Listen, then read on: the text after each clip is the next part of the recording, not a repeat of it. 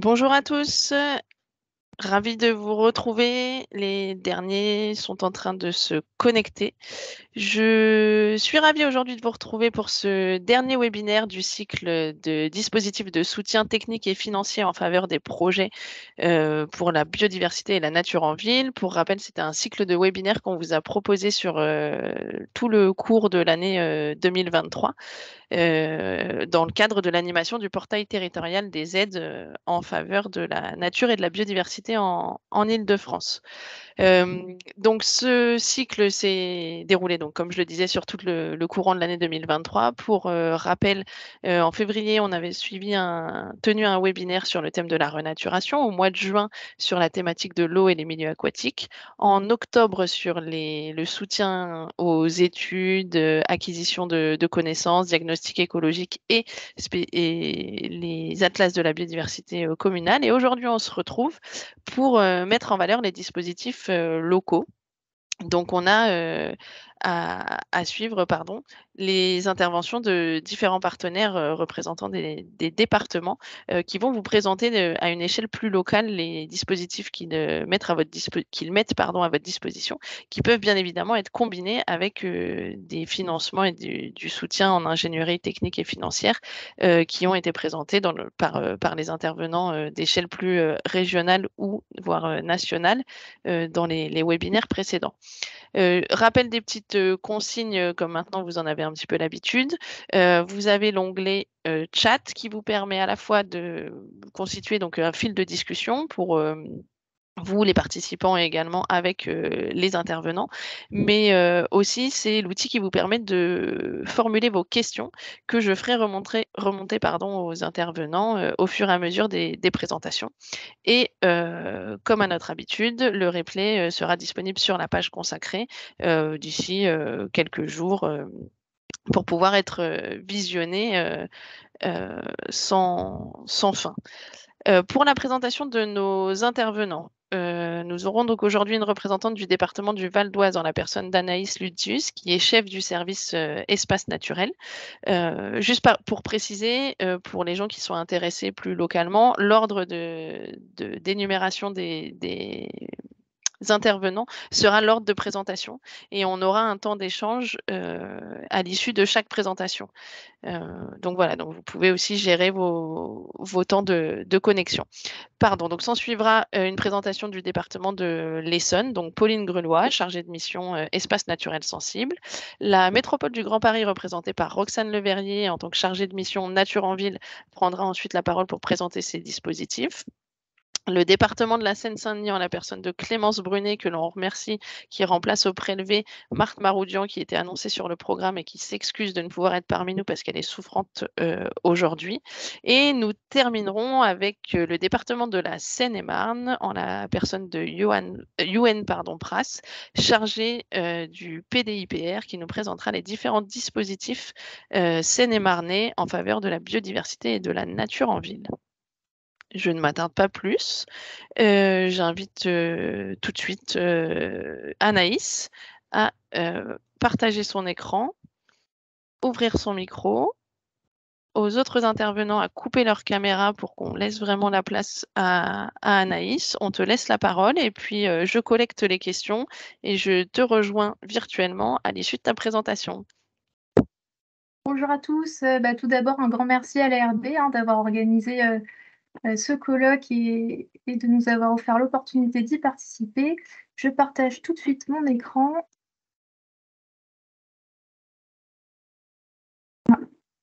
Excusez-moi.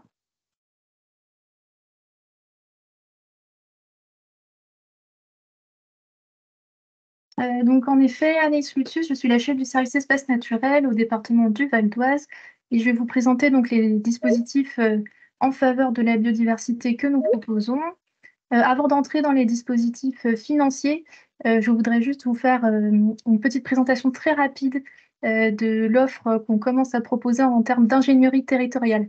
Donc là, je vous parle vraiment d'aide technique au montage des projets sur notre plateforme Val d'Oise Territoire, qui est également celle qu'il faut utiliser pour proposer des dossiers pour être retenus en termes de subventions financières. Donc, sur cette plateforme, vous pourrez retrouver des guides techniques, notamment ceux qui sont édités par l'ARB, que nous relayons sur la plateforme, des contacts thématiques, donc pour bénéficier voilà, de l'expertise des techniciens du département dans les différents domaines, que ce soit des plantations, voilà, de l'étude de la biodiversité ou autre. Des cartographies dynamiques également, avec des données vraiment territorialisées sur le département du Val d'Oise, issues du SIG départemental, donc des choses que vous ne retrouverez pas sur les outils comme Géoportail. Et également des exemples inspirants de toutes les belles réalisations qui ont été faites par d'autres collectivités et que nous avons financées. Voilà, je vous laisserai donc le diaporama pour que vous puissiez contacter par territoire la déléguée territoriale correspondante. Et donc, je vais vous parler là plus précisément des aides à l'investissement, tout d'abord. Donc, on a un guide complet en téléchargement sur notre site internet et la plateforme que je viens de vous présenter, donc intitulé Val d'Oise Territoire, avec une assez large variété de dispositifs en faveur de l'environnement, que ce soit la réhabilitation de décharges brutes et suppression de dépôts sauvages, puisque malheureusement, je crois que c'est un problème pour tous les départements d'Île-de-France. Des dispositifs aussi sur l'eau potable, sur l'assainissement des eaux usées, sur les milieux aquatiques. Donc là, il y a quand même un volet biodiversité sur ces milieux aquatiques. Sur les inondations, sur la protection et la valorisation d'espaces naturels au niveau local, sur le PDIPR, donc le plan départemental des itinéraires de promenade et de randonnée, des réhabilitations de chemins. Également un dispositif sur les solutions fondées sur la nature en ville que je vais vous présenter plus en détail, et aussi sur la rénovation énergétique de l'éclairage public. Alors voilà, notre dispositif phare, si je puis dire, pour la biodiversité, c'est bien cette fiche d'aide à l'investissement sur les solutions fondées sur la nature en ville, donc avec pour objectif principal la lutte contre l'atténuation du moins des effets du dérèglement climatique et la restauration d'espaces verts et naturels. Donc le taux de subvention est de 25%, avec un plafond fixé à 500 000 € hors taxe, qui donc peut être complété avec d'autres dispositifs. Régulièrement pour les collectivités, ce qui est fait, c'est un financement partagé entre le département et la région Île-de-France et éventuellement parfois d'autres organismes. Toutes les dépenses éligibles donc, concernent la requalification d'espaces publics en espaces verts, la désimperméabilisation des sols. On a financé par exemple beaucoup de cours oasis dans les écoles. La restauration d'espaces verts existants aussi, la plantation de haies, donc multistrates, mellifères pour les insectes pollinisateurs sauvages, de variétés locales, le maintien ou la création de secteurs humides. Il peut s'agir par exemple de petites mares, des infrastructures également à vocation écologique, notamment pour les pollinisateurs sauvages, hôtels insectes ou autres. La valorisation écologique des bassins d'eau pluviale également, et la création de toitures végétalisées. Vous pourrez télécharger la fiche à l'issue de la présentation ou poser des questions si vous souhaitez des précisions. Et je vous invite vraiment à regarder parce que c'est un dispositif assez large et qui fonctionne très bien voilà, depuis que ça a été mis en place il y a tout juste un an. Et maintenant, je voudrais vous présenter deux dispositifs qui prennent en compte également les dépenses de fonctionnement. Donc, ce sont deux appels à projets. Le premier, l'appel à projet en faveur des pollinisateurs sauvages, donc, que vous pourrez retrouver sur notre site internet. Il est actuellement ouvert jusqu'au 16 février 2024, avec un taux de subvention de 50% des dépenses éligibles et une enveloppe globale de 35 000 €, toutes taxes comprises. En termes de dépenses éligibles, donc toutes les actions d'amélioration des connaissances, que ce soit des inventaires naturalistes sur les insectes pollinisateurs, des suivis scientifiques, sciences participatives, toutes les actions de gestion qui vont être favorables à la biodiversité en général et plus précisément aux insectes pollinisateurs sauvages, et toutes les actions de sensibilisation du public également. Et notre deuxième appel à projet, donc comme je vous disais, on a ce souci voilà, de déchets parfois sur nos espaces verts et naturels. Donc là aussi, on peut financer des dépenses de fonctionnement pour l'organisation d'un événement de ramassage de déchets Dans ce cadre-là, donc qui concourt aussi à la préservation de la biodiversité. Dans ce cadre-là, les candidatures sont ouvertes jusqu'au 9 février avec un plafond de 2 000 € hors taxe par événement. Donc, ça peut comprendre, par exemple, la prestation auprès d'une structure qui va organiser la collecte, l'achat de petits matériels, les gants, les sacs, voilà, le prêt de bennes, de mise à disposition de véhicules pour venir ramasser à l'issue de l'événement et toutes les actions de sensibilisation qui seraient liées à ce projet. Je vous remercie pour votre attention. J'espère ne pas avoir excédé le temps alloué. Je suis à votre disposition pour répondre aux questions. Super sur la gestion du temps, Anaïs, je te remercie, beaucoup. Hem On avait, des petites questions là auxquelles j'ai répondu au fil du temps avec des personnes qui, cherchaient des liens et cetera. Pour préciser effectivement pour les intervenants, parce qu'on a eu la question de savoir, je pense que, la présentation que tu viens de faire pardon, a attiré, l'intérêt de certains participants et qui s'interrogent sur le fait de savoir si les dispositifs présentés n'étaient bien valables que dans le Val d'Oise. Oui, c'est tout l'objet de la présentation aujourd'hui. Juste j'avais une question quand même au cas où, on ne sait jamais. Hem, les dispositifs sont valables pour le Val d'Oise sur des actions qui ne s'inscriraient que sur le territoire départemental et qui n'iraient pas au-delà. J'entends par là si on a une structure qui est, implantée, dans votre département, mais qui aurait un domaine géographique, un territoire géographique de compétences plus large, est-ce que ça pourrait inclure, Ah, très bonne question. Je pense qu'en ah fait, la question, c'est pas tant que ça le où est basée la structure, mais plutôt à où sera réalisée l'action. Si d'accord. l'action a un bénéfice dans le Val d'Oise, elle sera financée. En revanche, même si la structure est localisée, son siège peut être en Val d'Oise, mais que l'action aura un bénéfice sur un autre département, il faudrait plutôt s'adresser à mes homologues, franciliens. Qui n'ont pas tous les mêmes dispositifs puisqu'on va le voir, il y a des particularités aussi, locales et c'est tout l'intérêt du dispositif, aujourd'hui. Je fais remonter une question, un peu plus largement qui nous a été posée, par rapport aux bénéficiaires des différents, outils que tu as présentés.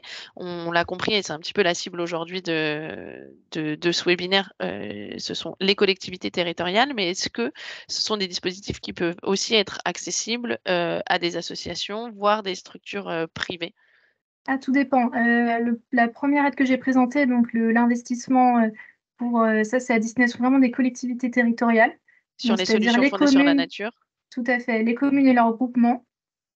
En revanche, l'appel à projets en faveur des pollinisateurs sauvages est également éligible pour les associations et les syndicats professionnels. Et sur le dispositif, solutions fondées sur la nature, je crois qu'on a vraiment quelqu'un qui a une question, très, très précise et qui a son intérêt. Est-ce que, les EPA sont éligibles? Ah, bonne question. Là, il faudrait que je me renseigne.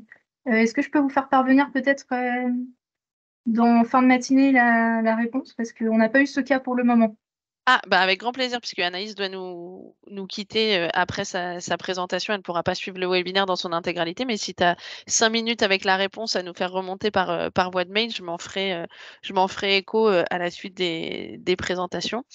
Et là, on est toujours sur, vraiment ces questionnements et ces interrogations autour des bénéficiaires. Donc on voit qu'on a des dispositifs qui, je pense, rencontrent, un certain succès sur votre département. Et qu'en est-il des bailleurs sociaux? A priori, ils ne seraient pas éligibles, mais je vais me renseigner en même temps que pour les EPA. Je ne pense pas. Donc on refait un petit point, complémentaire. Oui, vraiment, Heu, la cible principale, encore une fois, hein, ce sont les communes et leurs groupements. Voilà, c'est des aides de la part du département en faveur des collectivités territoriales. Ensuite, le deuxième public cible, ce sont les associations, puisqu'elles sont éligibles, hein, pour les appels à projets comme les pollinisateurs sauvages. Et également un fonds, il faut savoir que voilà, toutes les associations ayant une action dans le Val d'Oise sont financées par le département via encore un autre dispositif, mais qu'elles connaissent très bien dans tous les champs, que ce soit la culture, l'environnement ou autre. Mais du coup, OK, oui, je vais me super. renseigner et je vous ferai parvenir dès que possible la réponse là pour les EPA et les bailleurs sociaux. OK. Une autre question, un petit peu de détail aussi. On a bien vu les dates pour, le format appel à projet, pollinisateur et Val d'Oise propre.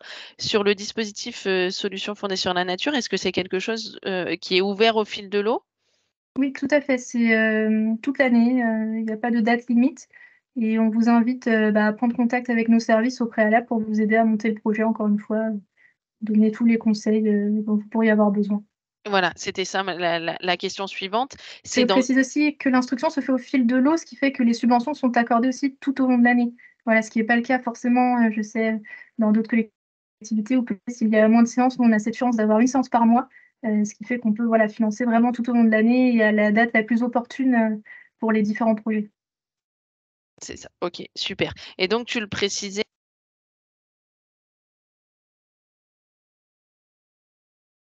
Ah, pardon Claire, le micro a coupé. Oui, pardon, je me doutais bien qu'il y avait un problème. Je m'excuse. Ce que je disais, oui, c'était, tu as commencé à l'évoquer, mais je pense que ça a tout son intérêt aussi pour les collectivités, qui peuvent être porteurs d'idées et finir par être porteurs de projets, voire de réalisations à terme. Cet accompagnement et cette ingénierie, technique que vous mettez à disposition des porteurs de projets, est-ce qu'elle peut commencer, très en amont, sur la constitution du dossier? Idéalement, oui, c'est ça l'idée, hein, c'est qu'on puisse donner toutes les clés pour bien démarrer le projet. Donc on invite vraiment les collectivités, les porteurs de projets, associations et cetera, à, s'identifier auprès de vous le plus en amont possible et à imaginer un accompagnement et un vrai partenariat pour la constitution technique du dossier, ainsi que la constitution administrative, de la demande. Tout à fait. OK, super et donc on entend bien et ça c'est, je pense, une particularité, aussi du territoire valdoisien, la fréquence, quand même, assez, importante de commissions pour le passage des aides. Donc on peut, effectivement avoir l'idée, prendre le temps de constituer les éléments techniques et pour autant, être dans une chronologie intéressante en termes de réalisation puisque ça, pour les porteurs de projets, c'est aussi un élément important. On a une autre question sur, le délai d'instruction moyen de la demande. On est vraiment enfin, c'est assez, illustrateur et révélateur des interrogations, de nos participants et des porteurs de projets. Alors, je dirais tout dépend de l'état de maturité du dossier. En effet, si vous souhaitez un accompagnement complet de notre part, c'est-à-dire avec des conseils sur le choix des essences à planter, par exemple, bien évidemment, le délai d'instruction sera un petit peu plus long. Mais pour un dossier qui est complet, ils sont vraiment assez rapides. Si toutes les pièces ont bien été déposées, voilà, toutes les informations bien renseignées, nous, en ce qui nous concerne, en tout cas, on n'a jamais eu de soucis par rapport à ça. OK, donc on a un service valdoisien réactif, actif et à votre disposition. Tout C'est à ça? fait. OK, super et effectivement, Anaïs l'a indiqué, mais les présentations seront disponibles aussi sur la page, du replay.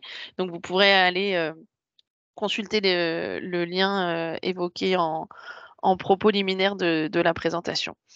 Beh, je te remercie beaucoup Anaïs, on a fait le tour des questions. Je suis intéressée par, effectivement les éléments complémentaires sur les bénéficiaires, EPA et bailleurs sociaux et puis plus largement si tu as des infos à nous faire remonter, je m'en ferai écho, dès que je recevrai la réponse et si éventuellement tu avais une contrainte et que c'était pas possible, de toute façon tes contacts seront disponibles et on invite toutes les collectivités à vous contacter directement pour avoir ces informations-là. Merci Merci beaucoup. beaucoup pour ta Bon présentation. colloque.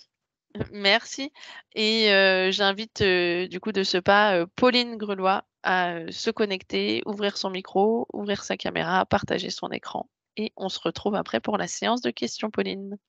Oui.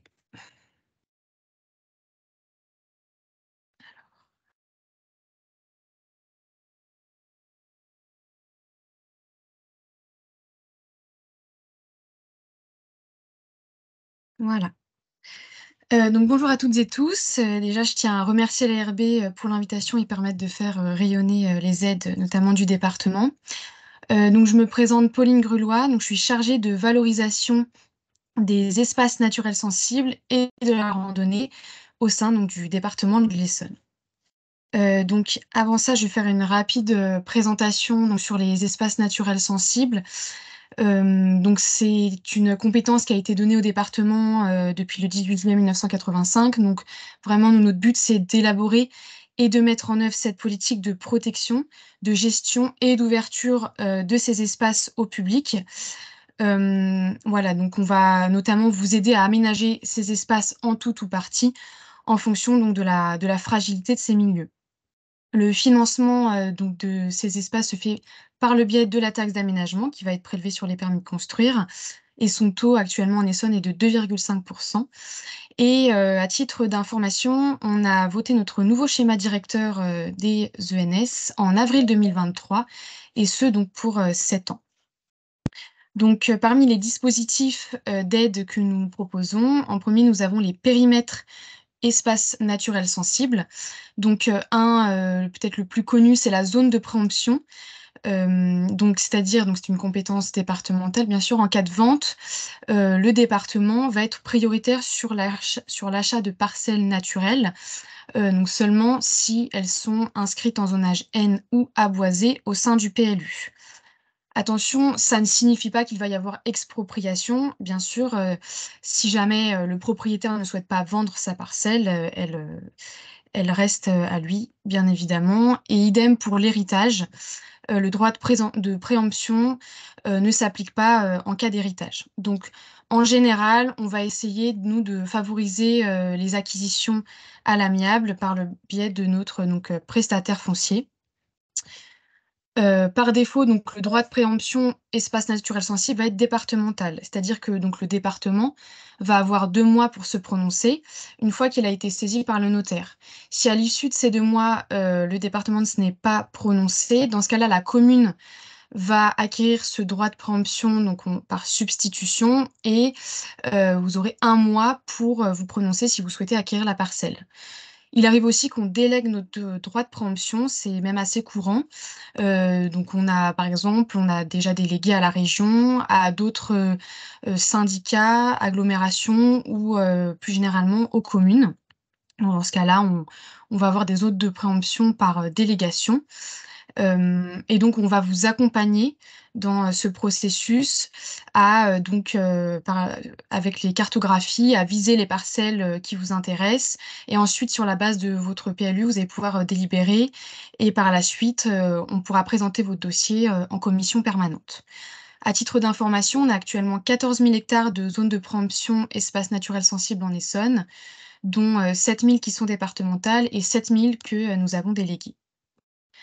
Ensuite, un petit point d'attention, depuis le nouveau schéma directeur, on a supprimé le recensement espace naturel sensible, puisqu'on trouvait que c'était assez redondant finalement avec le zonage N du PLU et ça n'apportait aucune contrainte juridique. Donc, je pense que s'il y a des communes d'Essonne qui sont ici, je pense peut-être qu'elles savent de quoi je parle. Donc, ça a été supprimé puisque c'était simplement une reconnaissance écologique d'une parcelle. Donc, par exemple, si c'était un bois, un marais, une forêt ou autre. Et donc, ça permettait aux communes de demander des subventions sur la base de ce recensement ENS. Donc, tout ça, ça a été supprimé pour simplifier le processus. Maintenant, toute parcelle qui est inscrite en zonage N ou aboisée au sein du PLU peut faire l'objet d'une aide financière au titre des espaces naturels sensibles. Enfin, un des derniers périmètres espaces naturels sensibles, c'est la randonnée. Donc, on a 11 itinéraires de randonnée en Essonne que vous pouvez voir sur la carte ici, à droite. Et sinon, on peut également vous aider à classer juridiquement vos chemins, qu'ils soient piétons et ou équestres, mais également vos chemins cadastrés ou vos parcelles publiques au sein de notre PDIPR, donc qui est le plan départemental des itinéraires de promenade et de randonnée. Et donc, ça va permettre de protéger et de valoriser ces chemins et donc ainsi de pouvoir les pérenniser et garder des liaisons douces au sein du département. Et donc, je vais revenir après là-dessus, mais ça rentre aussi dans le cadre de nos subventions. Donc, je vais d'abord commencer par les aides aux collectivités et ensuite je parlerai de celles pour les associations. Donc, on va subventionner 4 types d'opérations. Donc l'acquisition, l'étude, l'aménagement et le PDIPR. Donc pour ce qui est des acquisitions, donc soit à l'amiable ou par préemption espace naturel sensible, on va pouvoir subventionner des acquisitions qui vont jusqu'à 750 000 euros. Et par contre, pour les acquisitions, on a mis un plafond minimum de 500 euros pour le montant total de la subvention. Ensuite, on peut subventionner des études, donc ça peut être des plans de gestion. On subventionne aussi beaucoup les atlas de la biodiversité communaux à hauteur de 100 000 euros. On a également des financements pour tout ce qui est abattage d'arbres, plantation, réhabilitation, équipement. Là-dessus, je reviendrai après, mais pour ce qui est des plantations, on va être assez regardant pour ce qui est des types de plantations. On va vraiment favoriser tout ce qui est local. Idem pour les équipements, on va pas pouvoir financer, par exemple, des équipements en pin traité. Et enfin, pour le PDIPR, on va également pouvoir vous aider pour les reprises de vos chemins, si vous voulez souhaitez faire des plantations au sein de vos chemins, refaire un balisage de sentiers ou effectuer une pose de panneaux pédagogiques ou d'information. La subvention va être à hauteur de 50% des montants hors taxes et on peut également subventionner la maîtrise d'œuvre à hauteur de 10%.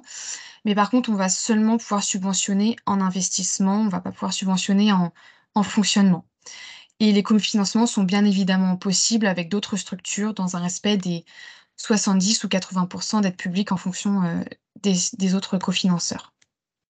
Donc là, je vous ai remis quelques images d'aménagement ou qu'on peut subventionner, donc les panneaux, reprise de sentiers, du plâtelage bois. On peut également vous aider si vous voulez mettre en place de l'éco-pâturage au sein de votre commune ou si vous souhaitez créer des mares et autres dispositifs.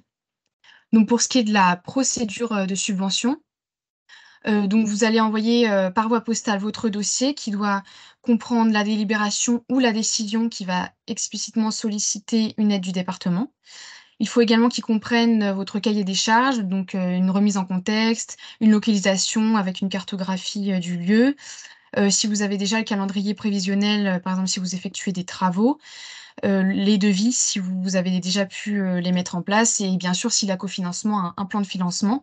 Et donc toutes ces choses, c'est nous donc qui allons les regarder au sein du département, c'est nous qui allons étudier votre dossier et ensuite voir si ça respecte les exigences du schéma directeur des ENS. Donc une fois que le département a reçu votre dossier, il y a une première instruction administrative et ensuite le dossier nous est redescendu et nous on va faire l'instruction technique. Si tout est complet, on va le mettre en passage en commission permanente. Donc, on en a 2 par an. Ensuite, une fois que vous êtes notifié de la validation par les élus, vous pourrez démarrer votre projet. Et une fois que vous l'avez terminé, vous nous envoyez vos factures pour le versement. Et on peut également effectuer des acomptes si votre projet est assez long dans le temps. Si jamais, par contre, étant donné qu'on a effectivement que 2 commissions par an, vous voulez démarrer votre projet avant le vote en commission, c'est possible. Mais dans ce cas-là, il faut nous faire une demande de dérogation ou une attestation de complétude en amont. Donc c'est vraiment très important, j'insiste là-dessus. La différence entre les deux, donc la dérogation se fait seulement par envoi postal. L'attestation de complétude, si par exemple vous avez oublié de nous l'envoyer avec votre dossier, vous pouvez tout à fait nous l'envoyer par mail. Il n'y a aucun souci là-dessus. La demande de dérogation peut être demandée, par exemple, dans le cas d'abattage d'arbres, ça justifie une sécurité pour l'accueil du public dans la zone, ou alors si jamais vous voulez effectuer un atlas de la biodiversité, une étude faune-flore, et dans ce cas-là, vous êtes contraint dans le temps et contraint au vu des saisons. Et l'attestation de complétude, c'est si jamais votre dossier est complet, mais qu'il attend seulement le passage en commission permanente, mais que vous avez besoin de commencer vos travaux avant.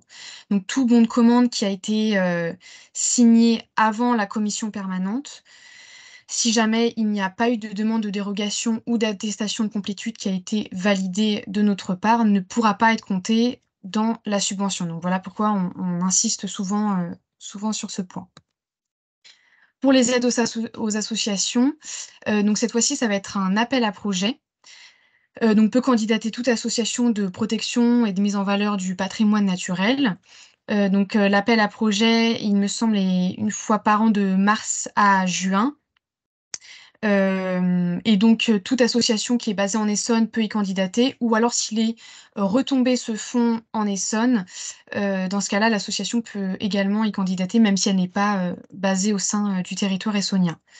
Donc les projets, on peut financer, subventionner divers projets, que ce soit de l'animation, des manifestations ou autres. Et sinon, c'est à peu près le même processus que pour les collectivités, avec un même taux de 50% du coût du projet présenté. On a également d'autres dispositifs sur lesquels nous pouvons vous aider, qui vont être les conventions de gestion.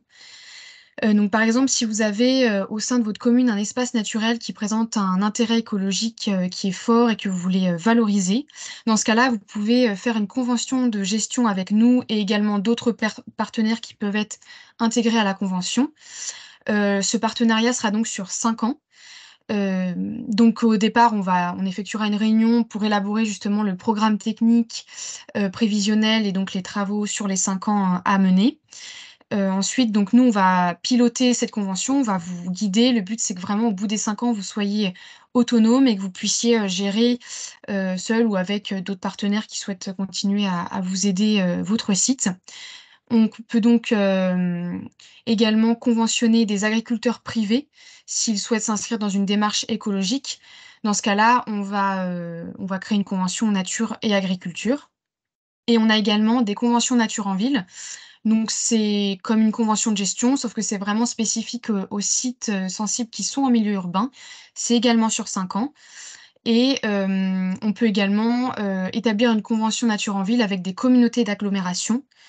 Et on en a actuellement donc 7 qui sont en cours. Le but, c'est vraiment de vous accompagner techniquement, de faciliter aussi vos dossiers de demande de subvention et de vous aider à valoriser vos espaces verts et de nature.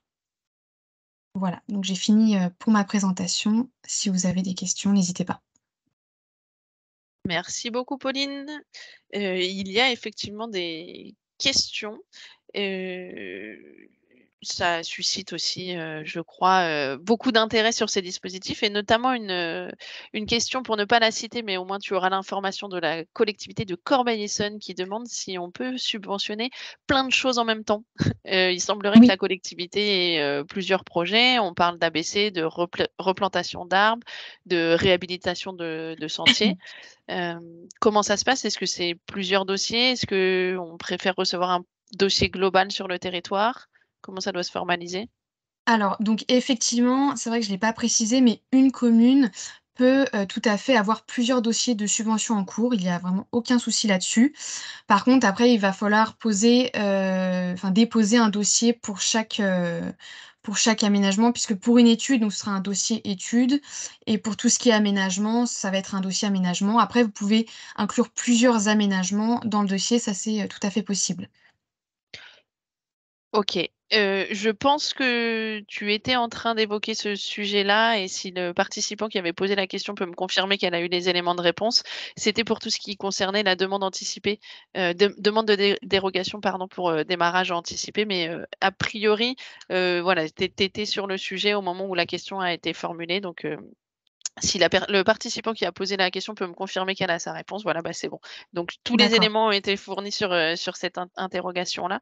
On a bien les éléments sur les bénéficiaires et sur le calendrier, donc ça, c'était chouette. Moi, j'avais une question, si tu pouvais nous apporter des informations sur ce qui était, subventionnable et p qui pouvait être soutenu, sur la partie, abattage d'arbres dans le volet ENS. Parce que c'est un sujet, enfin voilà, qui peut, questionner et si on peut avoir des précisions, sur les conditions en fait qui pourraient justifier l'abattage des Ah. arbres, Oui. Alors, nous, généralement, on va pouvoir subventionner tout abattage, s'il y a une question de sécurité du public, donc si l'arbre, est mort, si l'arbre est menaçant. Dans ce cas-là, oui, là, ça peut tout à fait être subventionné. Du moment que dans tous les cas, dans un dossier de subvention, du moment que l'action est justifiée. Donc par exemple, là, sécurité du public, dangerosité, là, on va tout à fait pouvoir le subventionner et en plus, dans ce cas-là, effectivement, une demande de dérogation peut tout à fait être faite. Comme ça, la commune, si c'est le cas, pourra, agir rapidement.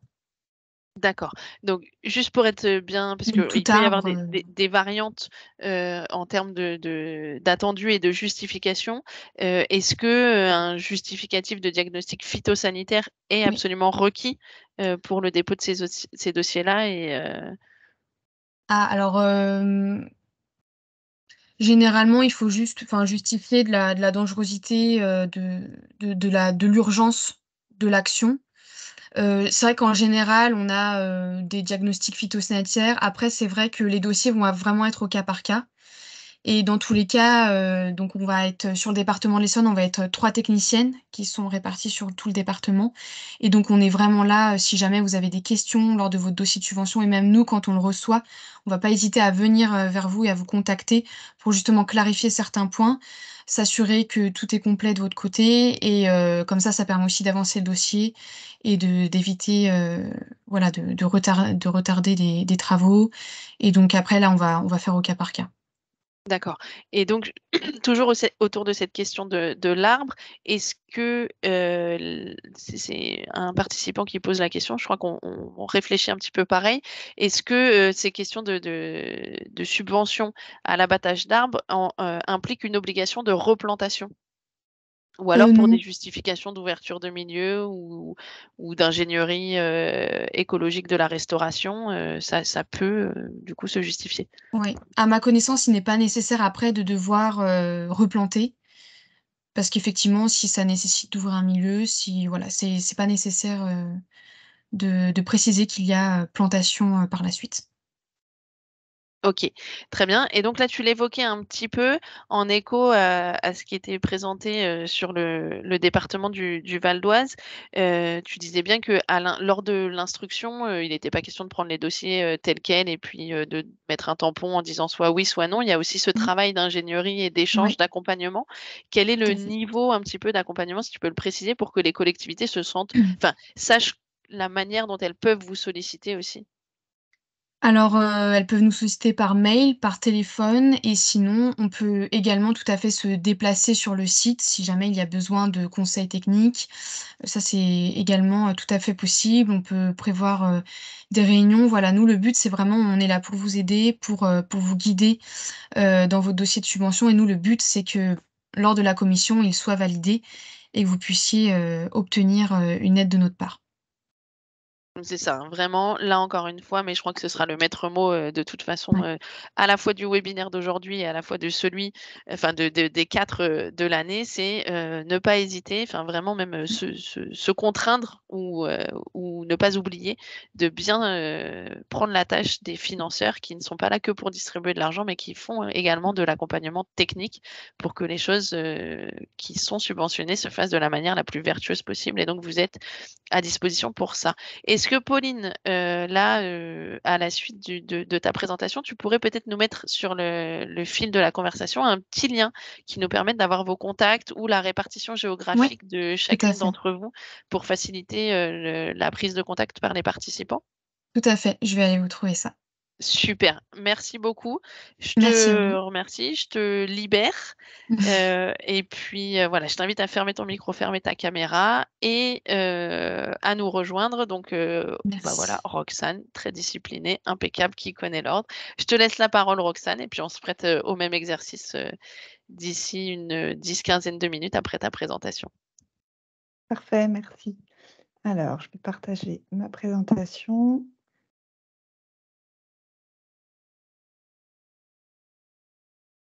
et je la mets en plein écran.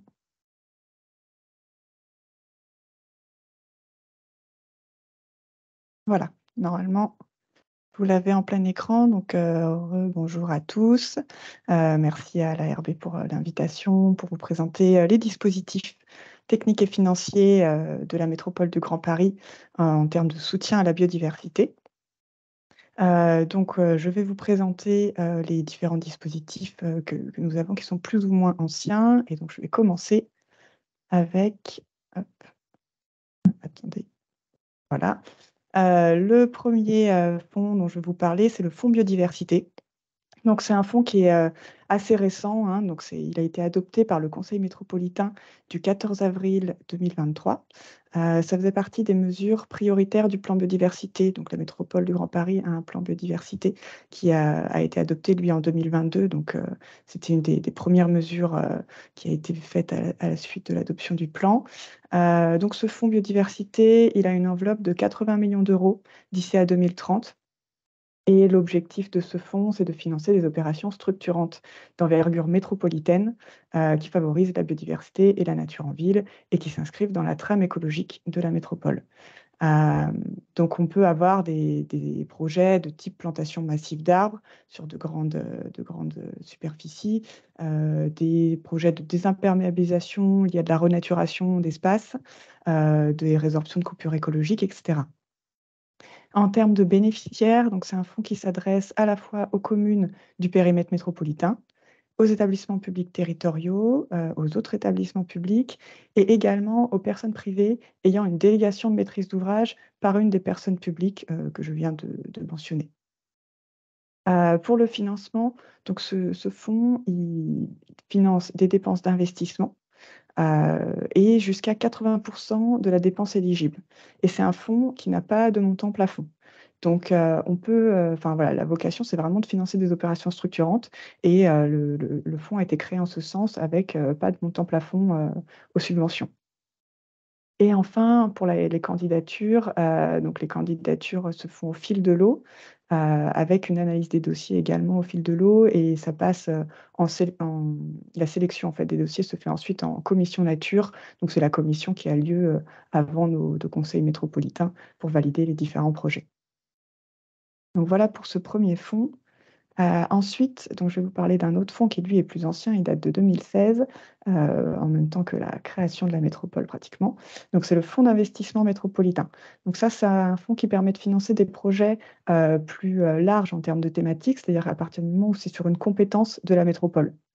Donc, il va y avoir des projets de développement économique, de développement durable, d'aménagement, etc. Et il y a notamment tout ce qui va être projet de renaturation ou d'agriculture urbaine.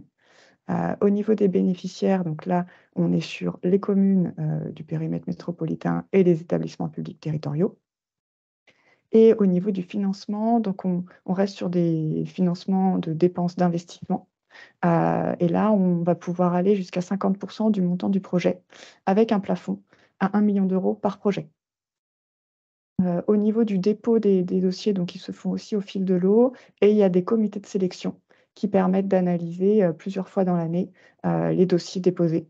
Donc un comité de sélection, comme indiqué, composé des vice-présidents thématiques et des présidents des groupes politiques métropolitains.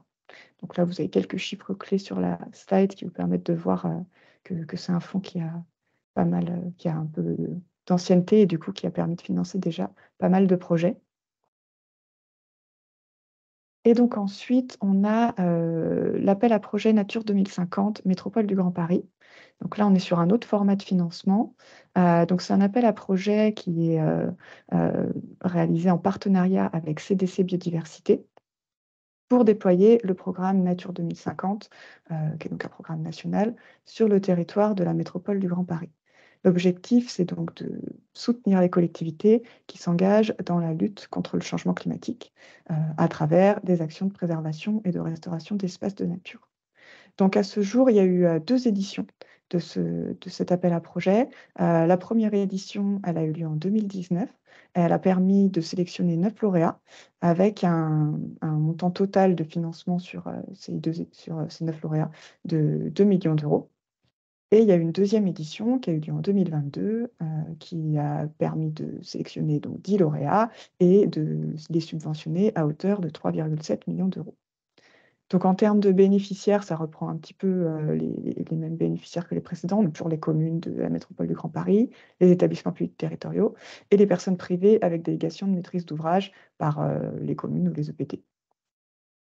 Donc, sur les financements, on reste sur des dépenses d'investissement pour cet appel à projet également. On peut aller jusqu'à 80% de la dépense et là, on a un plafond à 500 000 euros maximum. La particularité du coup de cet appel à projet, au-delà du fait donc effectivement comme c'est un appel à projet, il est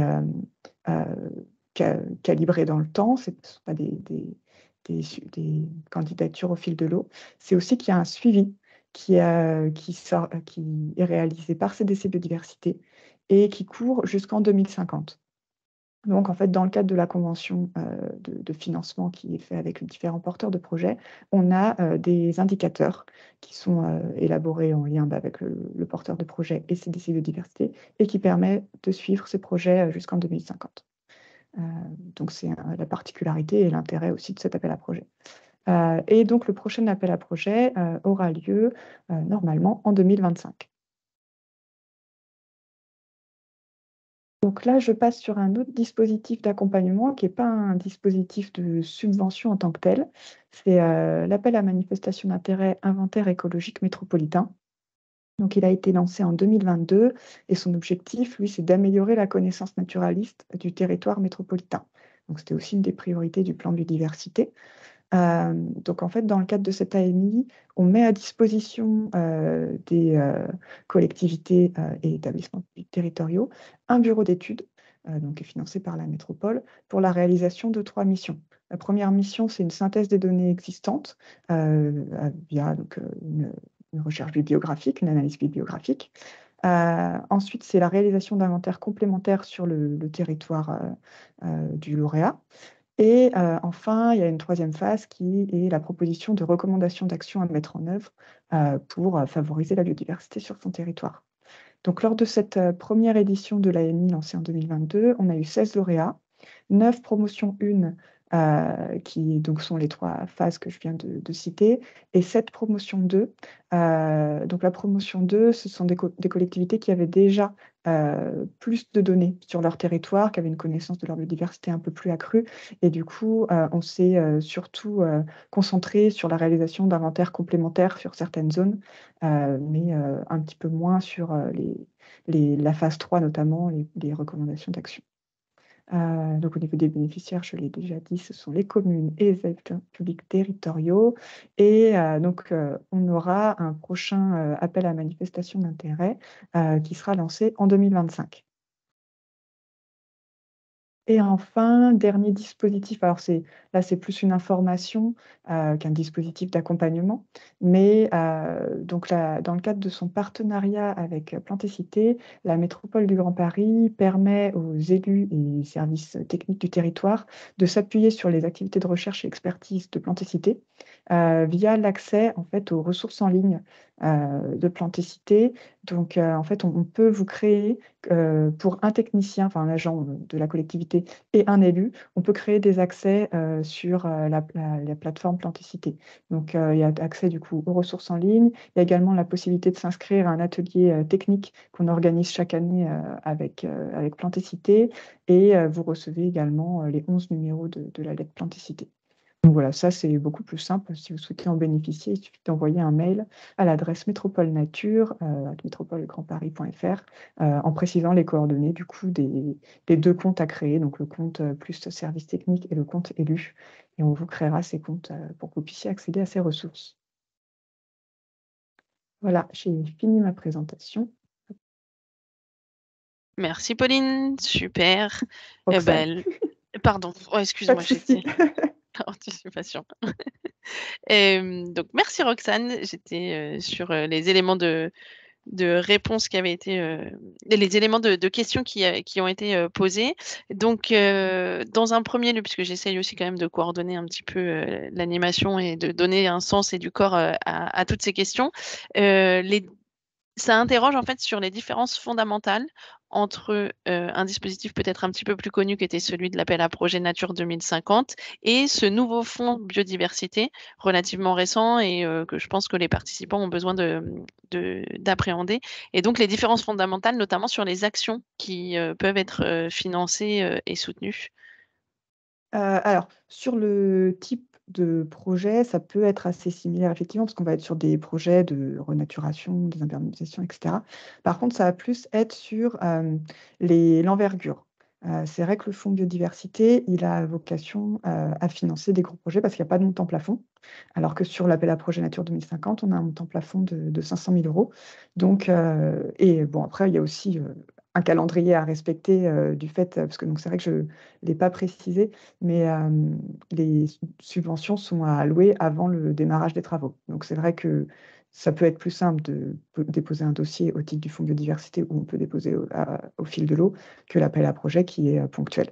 Par contre, l'avantage de l'appel à projet, comme je l'indiquais, ça va être la démarche d'indicateurs et le suivi, l'accompagnement de ces biodiversités sur ces indicateurs tout au long de la convention et qui court du coup jusqu'en 2050. Donc voilà, on a les deux intérêts. Et donc oui, si vous avez, sur les projets qui sont un peu moindres d'envergure, plus locaux, on ne passera pas forcément sur le fonds biodiversité. On pourra passer sur le FIM, par contre. On aura le FIM ou on aura Nature 2050 avec l'intérêt pour les indicateurs. Et un petit peu à l'instar des présentations précédentes, par rapport à l'accompagnement que vous pouvez fournir sur ces questions-là, un porteur de projet, est-ce qu'il peut vous contacter et être orienté, ces questions-là qui se posent entre le fonds biodiversité, le fonds métropolitain ou l'appel à projet, vous pouvez-vous l'orienter vers les bons dispositifs? Oui, oui, tout à fait, parce qu'effectivement, on a bien conscience qu'il y a plusieurs dispositifs qui peuvent être un peu complexes de voir les frontières entre chaque. Donc, il n'y a aucun souci pour nous contacter en amont et avoir des précisions sur les différents dispositifs. Justement, souvent, en plus, le fonds biodiversité étant récent, c'est vrai que on a souvent des questions sur ce fonds-là. Donc, on propose généralement un échange téléphonique ou visio pour que le porteur du projet nous présente son projet, l'envergure, le calendrier, etc. Et en fonction de ça, l'ambition environnementale, évidemment, parce que ça fait partie des critères d'analyse, en fonction de ça, on le redirige vers le bon fonds. Et parfois aussi, à savoir, si jamais porteur de projet candidate sur un des dispositifs, notamment les deux qui sont au fil de l'eau, ça va être le fonds de biodiversité et le fonds d'investissement métropolitain. Si jamais il candidate sur un dispositif, mais qu'on pense qu'il est plus voué à aller sur l'autre fonds, voilà, on insurge nous en interne et on indique au porteur de projet qu'on pense Il aurait été réorienté. Voilà, c'est ça. Donc ça, il y a pas de souci là-dessus. Et j'en profite pour répondre aussi plus sur la question échange en amont, en dehors de juste vous rediriger vers les bons dispositifs de financement. Il y a tout à fait, c'est aussi un souhait de notre part, n'hésitez pas à nous solliciter bien en amont de vos projets pour qu'on puisse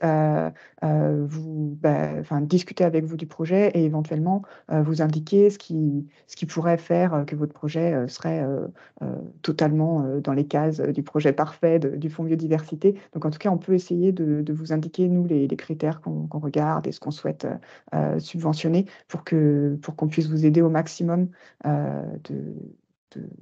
des montants de vos projets, quoi. Super, bah voilà. Donc, comme Pauline vient de le faire, Roxane, est-ce qu'après tu pourras nous mettre un contact, un lien ou quelque chose qui puisse, permettre aux participants de retrouver, les contacts faciles en termes de géographie, en fonction de la répartition et puis des collègues avec qui tu es sur ces dispositifs-là? Comme ça, on l'aura. Question très précise, mais de toute façon, je pense qu'elle vaut le coup d'être posée parce qu'elle peut intéresser, nombre de participants. La renaturation des cimetières, parce que c'est quelque chose qui est relativement en vogue, pour ne pas dire à la mode, mais qui, est, un vrai outil de retour de la nature en ville, on le sait. Dans quelle case ça va sur la métropole et dans vos dispositifs? Alors ça dépendra de la taille du cimetière, j'ai envie de dire, il n'y a pas que la taille qui compte, de l'ambition aussi de la renaturation. Si on est vraiment sur un projet, très qualitatif en termes, de type de plantation, de type d'espèces, de restauration de milieux, et cetera. Donc ça pourra aller, voilà, si l'envergure, à la fois en termes de taille et en termes d'ambition, environnementale est très forte, ça pourra aller au fonds biodiversité. Sinon, ça ira au fonds d'investissement métropolitain qui a la case nature en ville, sur des projets un peu plus locaux, on pourra le financer à ce titre-là, sinon. Et sinon, ça peut, là, on avait déjà eu aussi des sujets sur Nature 2050 avec les cimetières. Donc ça rentre aussi dans la case, Nature 2050. Si vous souhaitez avoir un suivi, on peut aussi les faire au titre de Nature 2050. OK.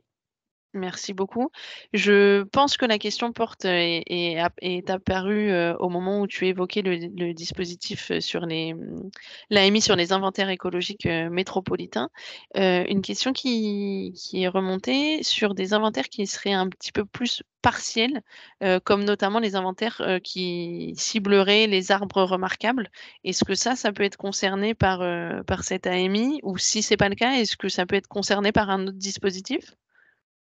Alors, la vocation de l'AMI, c'est vraiment d'avoir un diagnostic complet de la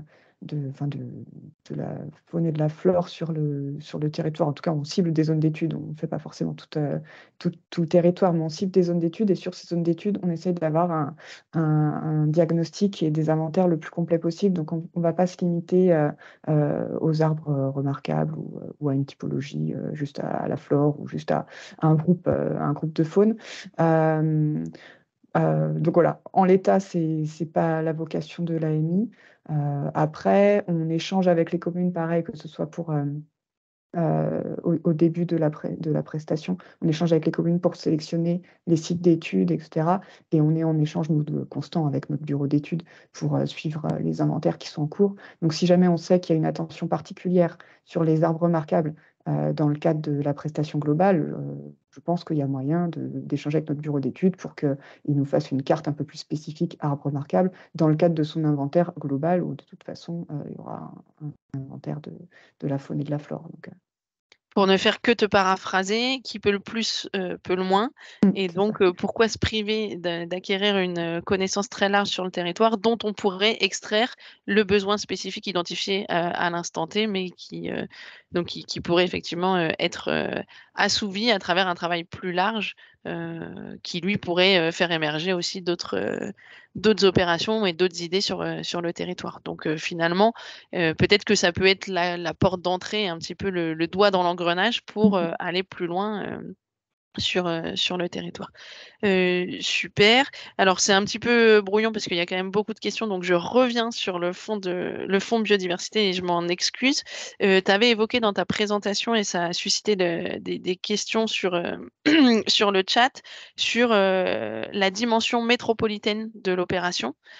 Comment c'est défini? Est-ce qu'il y a un document de référence? Est-ce que c'est un petit peu plus détaillé dans un règlement d'intervention, dans la présentation du dispositif? Comment on on sait? Alors moi là, j'ai envie de dire un petit peu tout de suite, bah, peut-être en prenant contact avec vous, puisque tu l'as dit à plusieurs reprises et ça fait partie de l'accompagnement. Mais comment les porteurs d'aide sur le territoire métropolitain, les porteurs de projets, pardon, sur le territoire métropolitain, prennent la dimension de ce critère-là? Donc effectivement, on n'a pas souhaité mettre de taille minimale de projet entre guillemets pour, de seuil, pour les projets d'envergure métropolitaine parce que ça va dépendre, de beaucoup de choses en fait, de sa localisation, donc de sa taille, évidemment.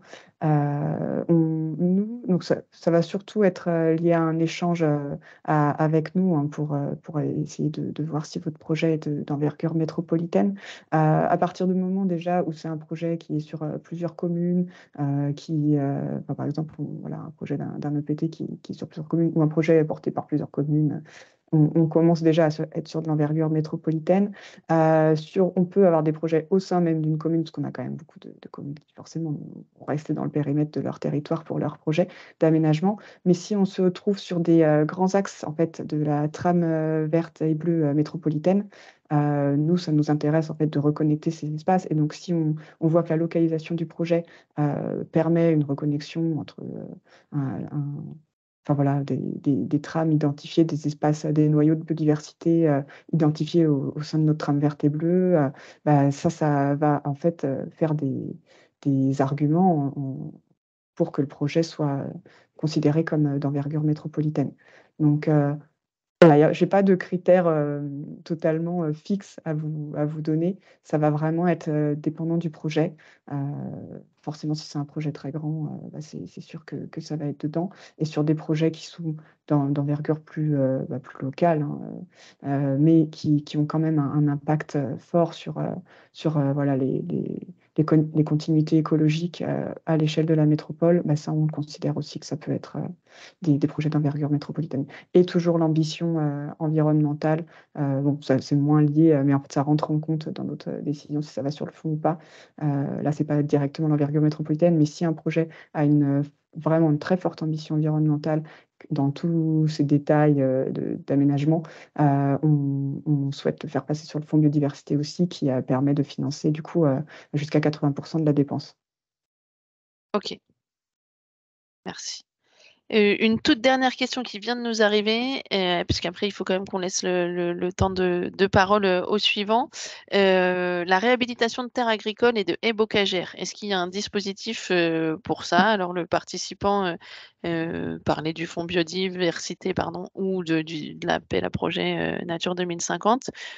Plutôt qui, plutôt quoi, plutôt quand sur ce thème-là?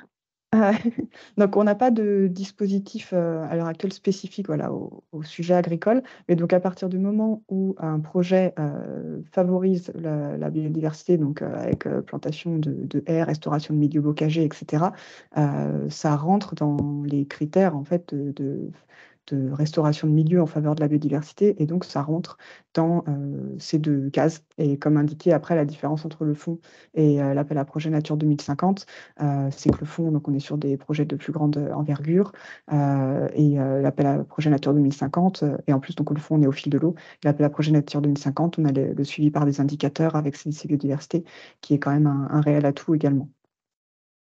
Ouais.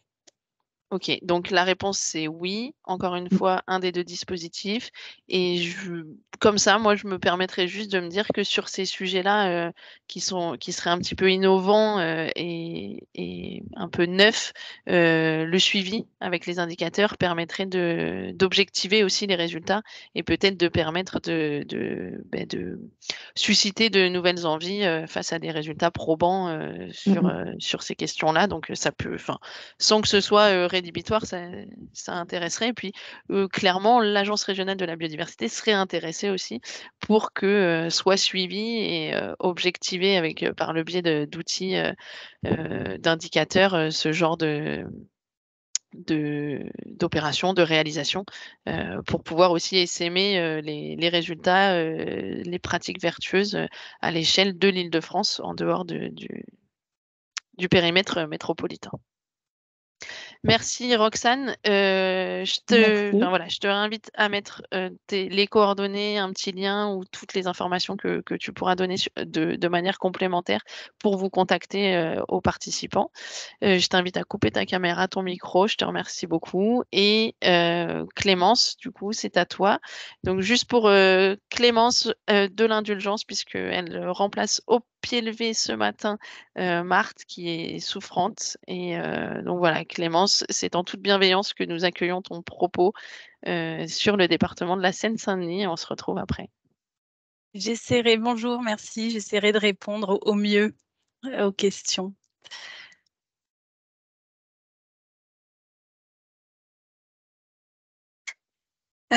Donc bonjour à tous, donc moi, je suis Clémence Brunet et je suis chef de projet du plan canopé du département de la Seine-Saint-Denis, donc au sein d'une direction qui s'appelle la direction de la nature, des paysages et de la biodiversité.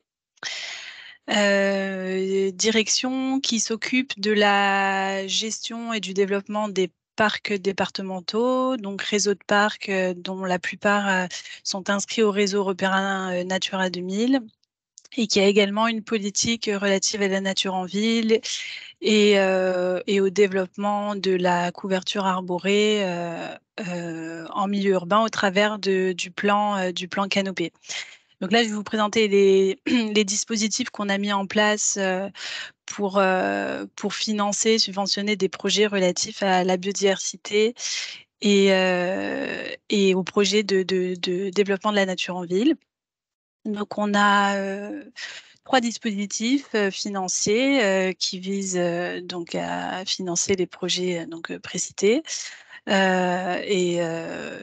l'objectif, c'est de financer des projets qui sont ancrés sur le territoire de la Seine-Saint-Denis, donc avec 3 dispositifs. Donc, un à destination des acteurs plutôt associatifs du territoire, qui est l'appel à agir in Seine-Saint-Denis. J'y reviendrai en détail après.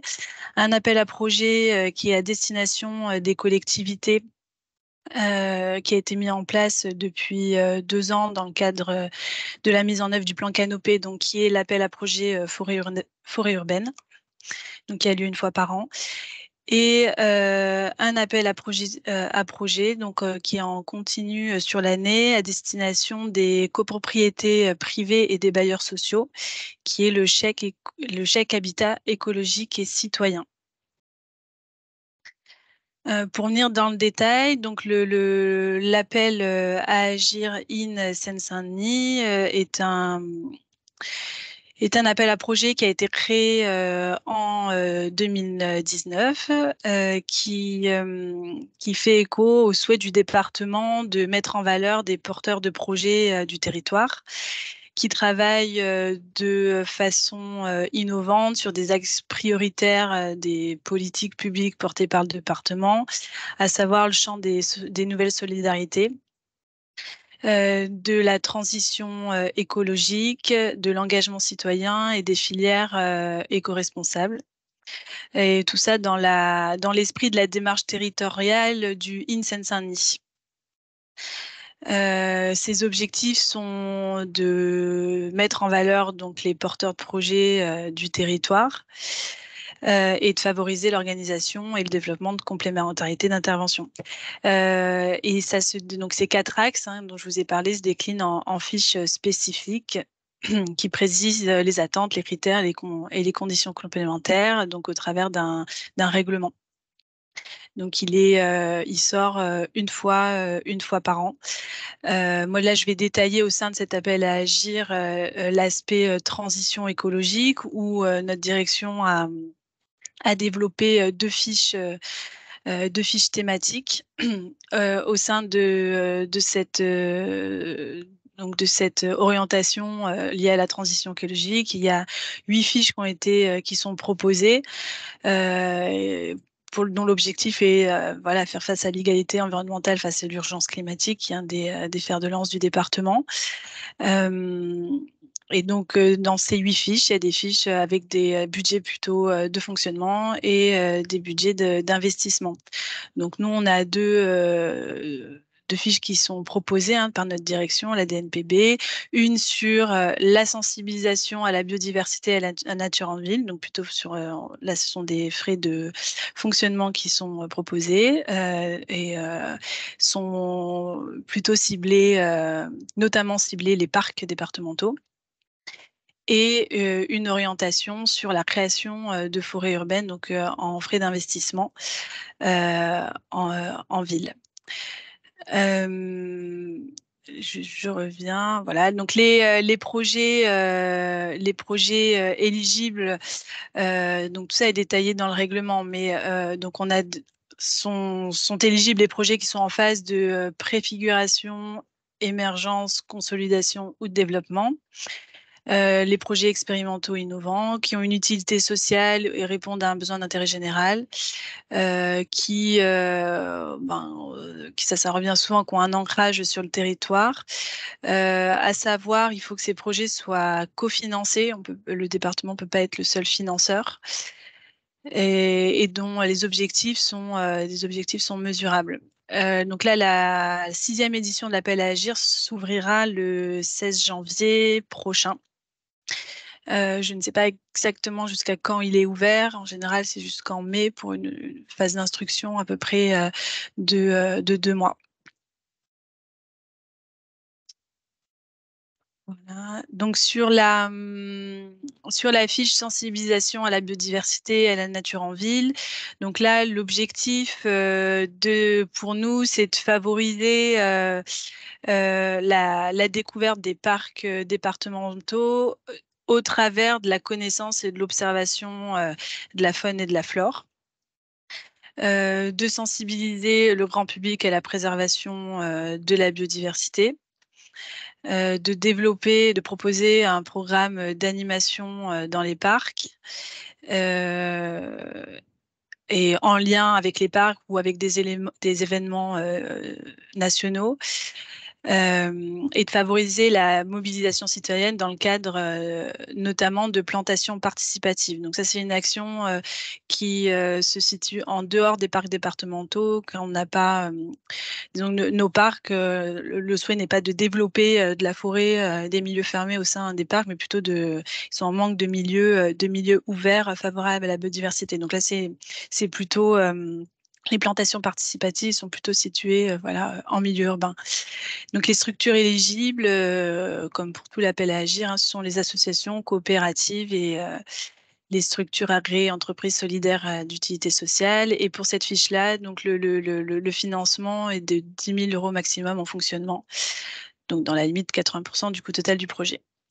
Sur la fiche création de forêt urbaine, donc là, c'est une fiche en projet d'investissement financée à hauteur de 20 000 € maximum. Donc là, l'objectif, elle s'inscrit complètement dans le cadre du plan Canopé qui a été voté en 2020 par le conseil départemental, qui porte des engagements assez forts sur le développement de la couverture arborée et notamment la création d'espaces dits boisés en milieu urbain, qualifiés de forêt urbaine.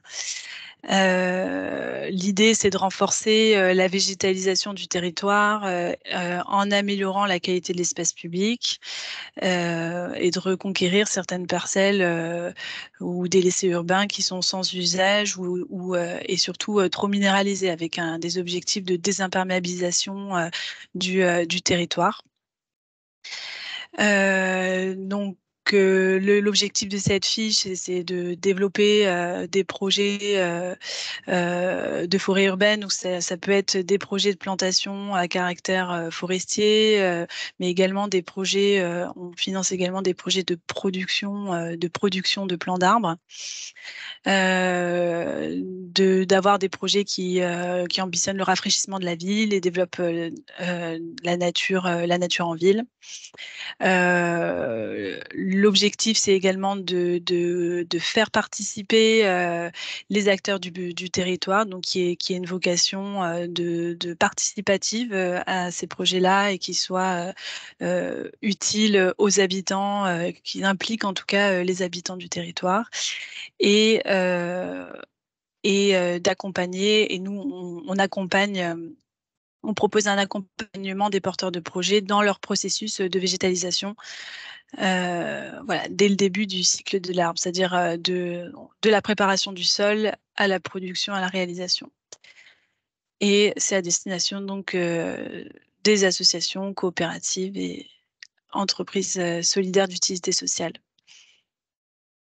Voilà pour l'appel à agir. Donc le deuxième dispositif financier, c'est donc l'appel à projet forêt urbaine, qui lui aussi s'inscrit dans le cadre du plan Canopé, mais qui est à destination non pas des associations, mais des collectivités pour venir mobiliser le foncier des collectivités du territoire pour y développer des projets dits de forêt urbaine. Donc, il a été lancé en 2022. Il y a déjà eu deux éditions qui ont financé un certain nombre de projets. Donc là, le département propose un appui technique, notamment on propose un échange sur les études de sol, également ambition paysagère et d'implication des publics. Et on propose voilà, donc là, la troisième, juste pour terminer sur cette slide, la troisième édition, elle s'ouvrira en avril 2024. Et le financement est à hauteur de 35 000 € maximum donc en investissement, dans la limite de 80% du coût total du projet. Ce qu'on nomme forêt urbaine, hein, disons qu'on finance des projets de plantation relativement dense, avec 3 typologies. Une typologie à caractère plutôt naturel, écologique. Une ambition de financer aussi des forêts dites comestibles, donc type verger, et des forêts dites jardinées, donc soit forêts linéaires en lien avec des délaissés routiers ou des espaces de créer des squares sur des espaces minéralisés qu'on viendrait donc déminéraliser.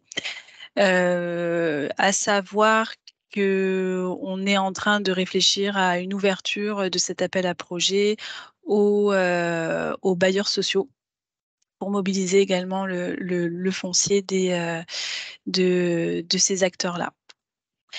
Dans les exemples de projets qui ont déjà pu être réalisés dans le cadre de l'appel, notamment de l'appel à agir, donc différents projets de sensibilisation, donc notamment en lien avec le parc départemental de l'île Saint-Denis, avec son jardin pédagogique.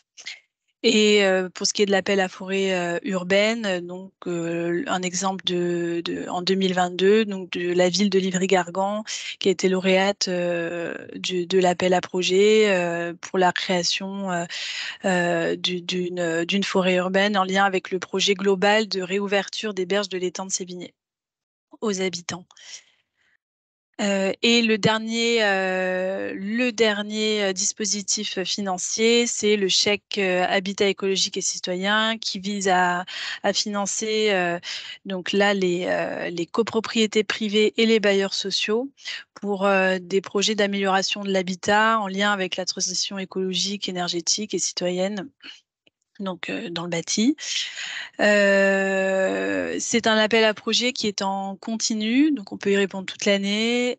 Et mais il y a deux instructions par an, donc une qui est avant le 30 juin et une au second semestre, donc avant le 31 décembre. En termes de financement, donc c'est 70% qui est plafonné à 30 000 € pour les habitants, donc c'est plutôt pour les copropriétés privées, et 70% plafonné à 20 000 € pour les bailleurs sociaux. Donc là, les exemples de projets qui sont éligibles, on a bien précisé sur le volet végétalisation, parce que en fait, cet appel à projet vient financer tous les dispositifs de rénovation énergétique. C'est par exemple la végétalisation donc des toitures et espaces extérieurs des copropriétés et des logements sociaux, la désimperméabilisation des sols, l'aménagement de potagers, de jardins partagés, et ainsi que des composteurs et récupérateurs d'eau de pluie. Voilà pour ce troisième volet. Puis là, vous retrouverez tous les liens vers les différents appels à projets et règlements associés. Vous retrouverez également les contacts via ces liens. Merci de votre attention. Merci Clémence. Et ben là, du coup, on a déjà répondu à une partie des questions qui étaient les contacts, les liens pour en savoir plus sur les dispositifs et puis les personnes ressources. Clémence, la même question, puisque je pense que c'est vraiment important en termes d'accompagnement. Quel est le niveau de sollicitation que les collectivités ou porteurs de projets peuvent attendre des services du département sur, je pense notamment à la partie accompagnement amont de leur projet? Ça dépend donc déjà de l'appel à projet. Pour l'appel à agir, donc pour les associations, peut-être déposer un projet qui est très en amont, qui est au stade étude. Mais on a quand même besoin de devis pour le financement et libre aux associations de venir de nous contacter bien en avant pour qu'on les accompagne au développement de leurs projets en lien avec nos thématiques. Sur l'appel à projet forêt urbaine, donc pour les collectivités, là, on propose, donc là, il faut que quand même le projet soit quand même bien ficelé, mais on vient apporter notre expertise sur l'aspect, c'est souvent quelque chose qui revient, hein, sur les sols, sur la qualité et pollution des sols. Et pardon, et notamment s'il y a un projet de verger, ce genre de choses, enfin, en tout cas comestible. Et sur l'aspect également paysager, palette végétale, s'il y a des éléments questionnables de ce côté-là. Voilà, donc c'est vraiment sur l'aspect technique. Et du coup, juste parce que je me fais un petit peu la voix aussi des porteurs de projets par expérience, j'entends et c'est logique, hein, tu parlais d'un dossier plutôt bien ficelé, sur lequel vous allez avoir un regard aiguisé en termes de palette végétale, de travaux sur le sol et cetera. Est-ce qu'il y a des ressources qui sont disponibles pour que finalement le dossier ne soit pas, détricoté, ce dossier bien ficelé qui aurait été monté, pour optimiser en fait finalement le temps de travail de tout le monde, à la fois l'effort de la collectivité et puis à la fois le vôtre, techniquement pour cet accompagnement? Est-ce que vous recommandez un certain nombre de ressources? Est-ce que vous avez enfin une charte ou, je pense à certains PNR qui ont une liste d'espèces, qu'ils acceptent, est-ce qu'il y a ces éléments-là pour les porteurs de projets? Alors oui, il y a tout un dispositif de ressources lié au plan Canopé, donc on appelle le guide technique Canopé, hein, qui est situé à peu près qui est situé sur le site internet, avec alors on recommande pas de palette végétale particulière, à part d'avoir une large utilisation de palettes indigènes. Donc on renvoie vers des choses existantes, notamment Plantons local en Île-de-France, ou des palettes qu'on a pu étudier de notre côté. Et on a également des fiches techniques liées à comment bien planter en Seine-Saint-Denis et comment concevoir un projet valorisant l'arbre en milieu urbain. Donc avec des préconisations paysagères, quels sont les bons tips à avoir quand on projette d'aménager un projet sur l'espace public. D'accord. Est-ce que tu pourras nous mettre le lien du coup à Oui, l'issue de ta tout présentation? à fait. Comme Tout à ça, les ressources seront partagées. Tu as fait un petit teasing, mais ça a aiguisé la curiosité sur, l'appel à projet, forêt urbaine et sa potentielle future déclinaison à destination des bailleurs sociaux. Est-ce que, alors on nous demande une date un peu précise, j'imagine que c'est compliqué, mais à quelle échéance, dans quelle perspective, ce dispositif peut être attendu?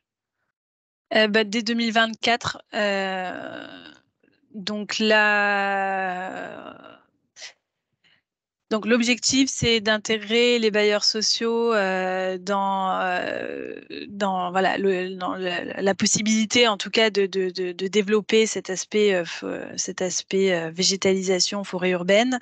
Après disons que quel support technique on va utiliser, on ne sait pas encore. Donc ça sera soit une ouverture de l'appel à projet forêt urbaine donc aux bailleurs, soit intégrer ce volet-là dans le dispositif existant du chèque que j'ai présenté, mais qui n'est pas porté par notre direction. Donc ça demande de la coordination de projet. Voilà. OK, donc on invite les bailleurs sociaux, potentiellement intéressés par le dispositif à se tenir informés directement auprès de vos services. Mais on les Heu, informera. voilà, Voilà. donc en Ils plus, seront informés quand. OK, super. Moi, j'avais vraiment une question très personnelle sur, ta présentation sur la création le dispositif qui soutient la création des forêts urbaines. Parmi les projets éligibles, il y avait celui de la production de plants d'arbres. Est-ce que ce sont des choses qui arrivent, beaucoup et du coup, par qui projets sont généralement déposés et à quelle vocation? Alors, effectivement, on a financé au moins une structure, mais j'en connais d'autres. Ce sont plutôt des associations qui ont des pépinières de quartier et qui sentent aujourd'hui disons qu'il y a un besoin sur le volet arbre et arbuste en lien avec Végétal Local. Ils n'ont pas le label, hein, mais disons qu'ils produisent plutôt des plantes indigènes. Donc on a pu financer notamment Pépin Production, situé à Pantin, qui va développer une pépinière d'arbustes donc à Bobigny. voilà, donc en lien avec notamment le dispositif Une naissance, un arbre du département, donc qui propose d'offrir un arbre issu de la palette indigène du territoire aux parents qui ont eu un enfant dans l'année. Enfin, bon, jusqu'à ses 3 ans en tout cas.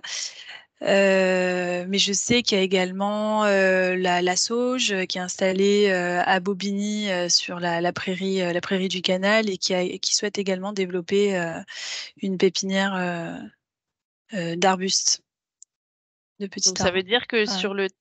sur ce dispositif et notamment ce type de projet, à moyen terme, pourrait vraiment contribuer à constituer une filière très locale de la plantation d'arbres et arbustes et voire herbacées aussi sur le département et donc contribuer aussi à la sobriété des projets dans d'autres dimensions que celles C'est qui l'idée. ont une vocation initiale. D'accord. C'est l'idée, même si ils sont pas dimensionnés pour répondre aux besoins des marchés publics, notamment des collectivités. Donc, il faut que ça soit ciblé sur ces petites productions, sur un projet bien précis, en tout cas local. D'accord. Super. Merci beaucoup, Clémence. Juste pour rappel, est-ce que tu peux remettre le petit lien pour les ressources techniques sur la constitution des projets? Merci pour ton intervention et je propose donc que tu coupes ta caméra, ton micro et qu'on poursuive pardon, avec Youen Pras du département de la Seine-et-Marne.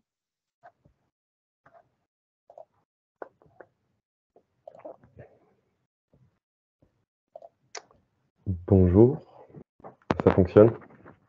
Impeccable. Super. Donc bonjour, Youen Pras, je suis chargé du plan départemental des itinéraires de promenade et de randonnée de Seine-et-Marne. Donc je vais, pour conclure ce webinaire, vous faire un zoom sur cet outil au service des collectivités locales seine-et-marnaises. À savoir qu'à la fin de ma présentation, mon collègue Emmanuel Béraud, qui nous a rejoint, qui est référent biodiversité pour le département, dézoomera, si je puis dire, présentera d'autres outils au service des collectivités. Donc, pour faire un petit résumé, tout d'abord, donc la politique PDIPR, elle est issue de la loi du 22 juillet 1983 et elle est codifiée à l'article L361 alinéa 1 du Code de l'environnement. Et donc, l'objectif de cet outil, c'est d'établir une protection légale du patrimoine des chemins ruraux de France en garantissant la continuité des itinéraires de randonnée. Donc, il faut savoir que cet outil a été déployé en Seine-et-Marne en 1991 et suite à la dernière délibération du conseil départemental, donc en septembre 2023, ce sont aujourd'hui 6 790 km de chemin qui sont inscrits au plan. À savoir que les itinéraires de randonnée, donc, ils sont composés de voies avec des statuts différents. Et donc, parfois, pour assurer la continuité des itinéraires, on est obligé d'inscrire d'autres chemins que des chemins ruraux. Néanmoins, en Seine-et-Marne, ce sont près de 60% des chemins qui sont inscrits au plan qui sont des chemins ruraux et des centres ruraux, ce qui représente 4108 km. Et ce, sur 97 communes. Pardon. On peut constater d'une répartition globalement homogène à l'échelle du territoire. Il y a quelques anomalies, notamment à la frontière avec le Loiret, aux abords de Provins ou encore à la frontière avec l'Oise ou le Val-de-Marne. Et donc l'objectif au fur et à mesure, c'est de densifier le réseau de chemins. Donc, le département s'est fixé 2 objectifs via le PDIPR. Donc, d'une part, pérenniser la pratique des sports de nature, donc que ce soit la randonnée pédestre, équestre ou à vélo. En effet, en inscrivant les chemins au PDIPR, la commune leur assure une couverture juridique, ce qui garantit le maintien d'une ouverture au public, un caractère inaliénable et un entretien. Et parallèlement à ça, le deuxième objectif, c'est de préserver, restaurer et valoriser le patrimoine naturel et bâti aux abords des chemins, donc directement sur l'assiette foncière ou sur les parcelles attenantes. En effet, il faut garder à l'esprit que donc les chemins ruraux, ce sont des lieux privilégiés pour la biodiversité. Et donc, pour cela, on accompagne techniquement les communes dans la restauration des petits patrimoines attenants à ces chemins. Donc, pour recréer des corridors écologiques au service de la trame verte et bleue, on va favoriser la création et la restauration de mares, la replantation de haies champêtres, de vergers ou d'alignements d'arbres. On va également favoriser la restauration des chemins humides et la réfection du petit patrimoine bâti en y intégrant notamment des cavités susceptibles d'accueillir des espèces cavicoles. Ça passe également par une sensibilisation à la nature via des aménagements à portée pédagogique, via notamment la mise en place de panneaux. Ça passe également, par la réhabilitation, d'anciens chemins disparus. On estime qu'aujourd'hui, plus de la moitié, des chemins ruraux, de France ont disparu au cours de la seconde moitié du XXe siècle. Donc, on favorise, via, des bornages et des frais de géomètres, à faire réémerger, ces anciens chemins.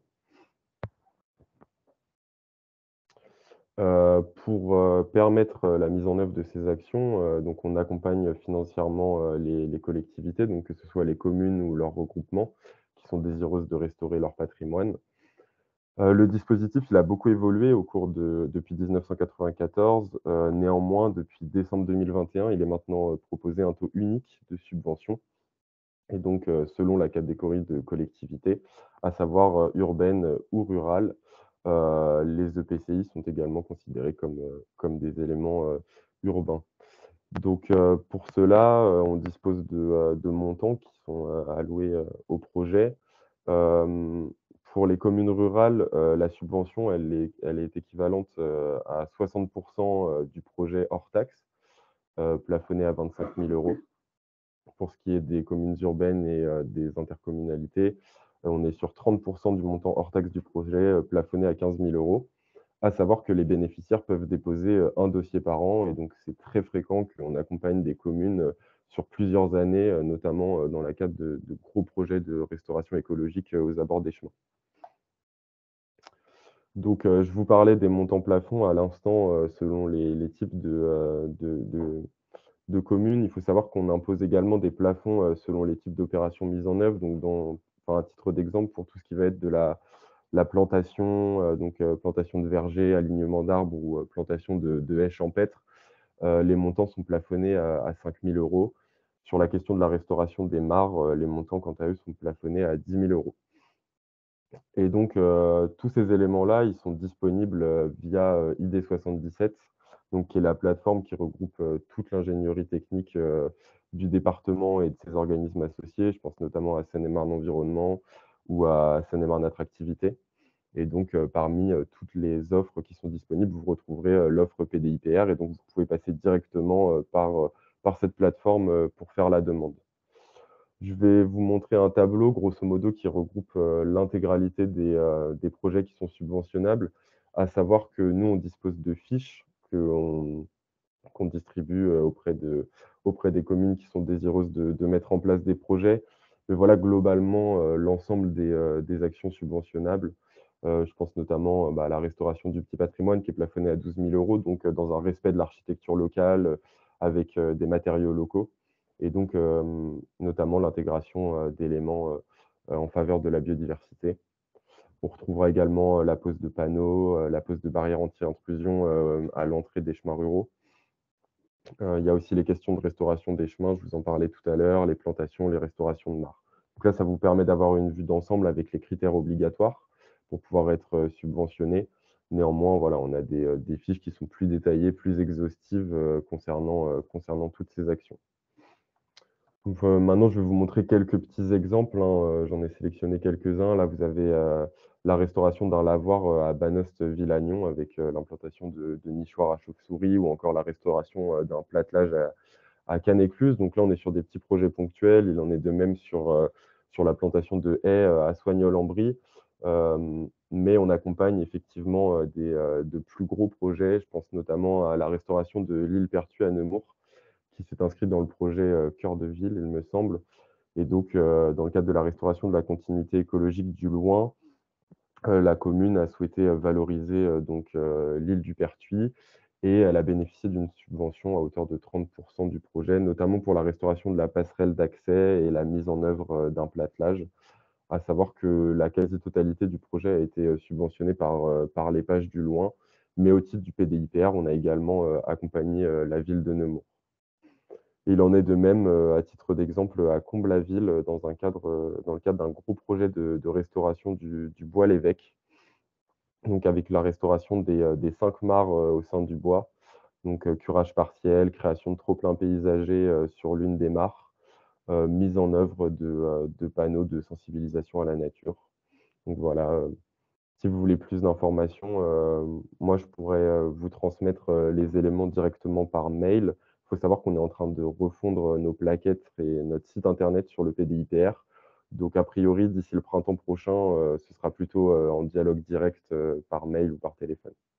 Voilà, je vais juste laisser Emmanuel, mon collègue, donc référent biodiversité, ajouter quelques éléments sur les autres outils, disponibles.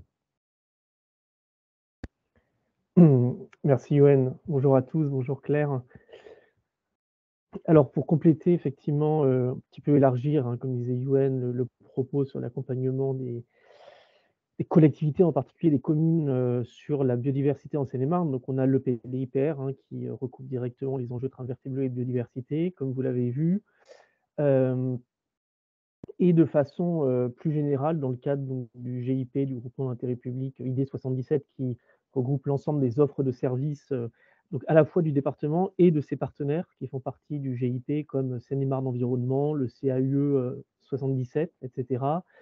Finalement, ces offres de services visent en tout cas à améliorer la diffusion des bonnes pratiques pour la biodiversité au sein des territoires.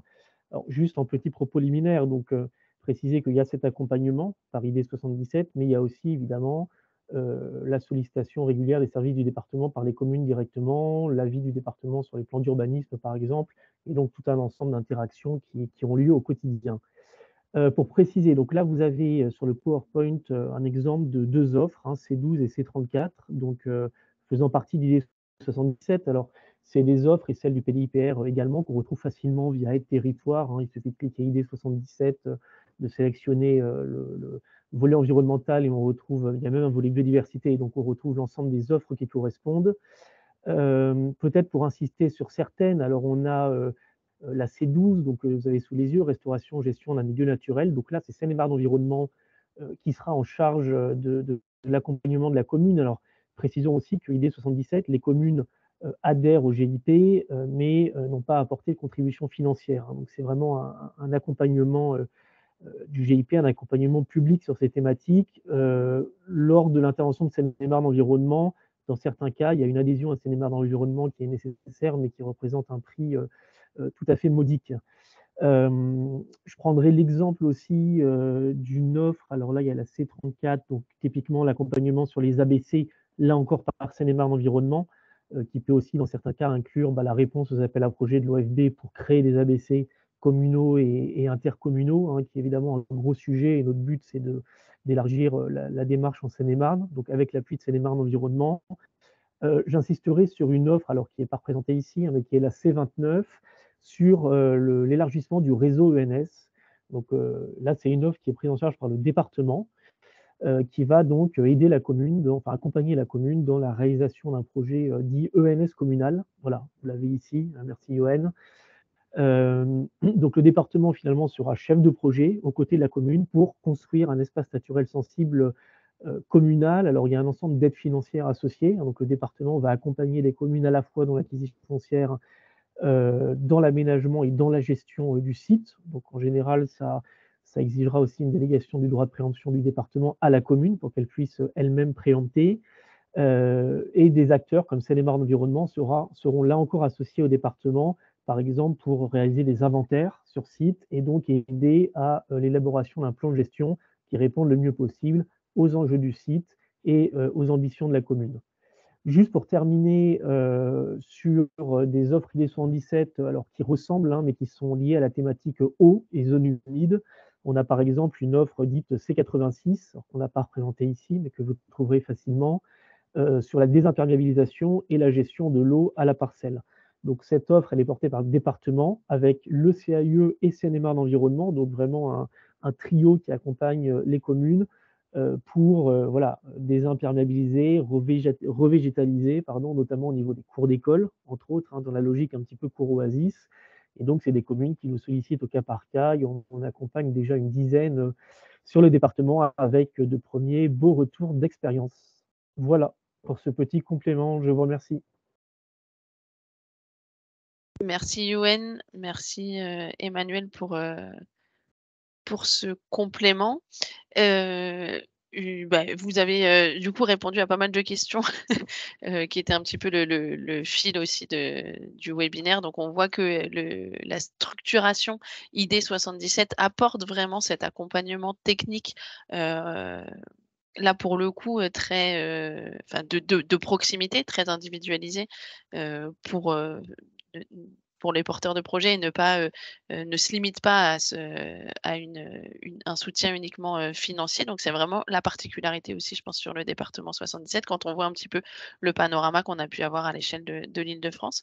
Pour le dispositif vraiment PDIPR, UN, on avait une question d'un participant sur, finalement les cheminements qui étaient éligibles, au dispositif, qui pouvaient bénéficier donc des opérations de restauration. Est-ce qu'ils peuvent aussi être privés et rendus accessibles au public ou, disposant d'une servitude de passage?